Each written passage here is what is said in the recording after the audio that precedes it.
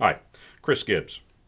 President Trump's infatuation of RFK Jr. as Health and Human Services Secretary is giving Democrats a golden opportunity to finally reach U.S. farmers and rural America with a message of substance. A message demonstrating a willingness to stand up for them, their rural communities, and their values.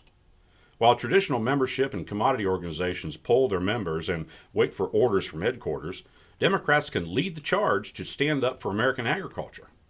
Here's where Democrats can be nimble and call out the threat that the Trump administration poses to the American farmer's livelihood. Hey, this is far more serious than tariffs.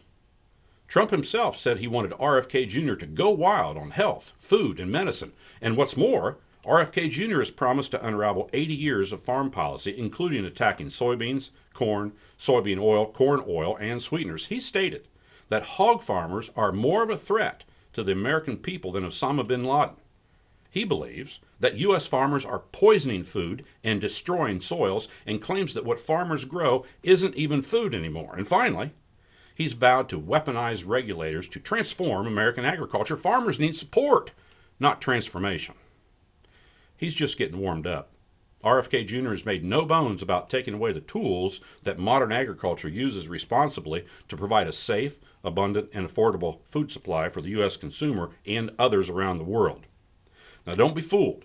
RFK Jr. is going to gain support among those who want to distract you from this direct threat to farmers by changing the conversation to talk about food ingredients and highly processed this or that. This discussion needs and will happen, but that's not the threat here. So don't let them change the subject to health and nutrition when the real threat is to farmers themselves. But let me be clear on this. As farmers, we're all in on promoting healthy diets and healthy food choices. We're all in on farm policy solutions to eliminate food deserts and junk food hotspots. We're all in on supporting legislation that provides fruit and vegetable growers with more risk management tools. And we're all in on conservation programming that supports sustainable ag practices. Make no mistakes. We're here for it, we'll advocate for it, and we'll vote for it. But that's not the threat here. The threat is the blowback on the American farmer that Trump and the RFK Jr.'s go wild policies are going to create within the social media cauldron that will quickly spill out into the lexicon of the voting public and will result in a direct and visceral retribution against American farmers. This is the time to set partisanship aside and be fearless in the face of the threat to farmers that RFK Jr. represents. I've got no fear of standing up for and standing with my fellow farmers. And as Democrats, we have nothing to lose and everything to gain by advocating for the American farmer and those downstream in rural America who depend on the dollars flowing through agriculture to support their communities. This is a no-brainer and is one of those simple things we can do to demonstrate our shared values of equity and fairness for all of rural America.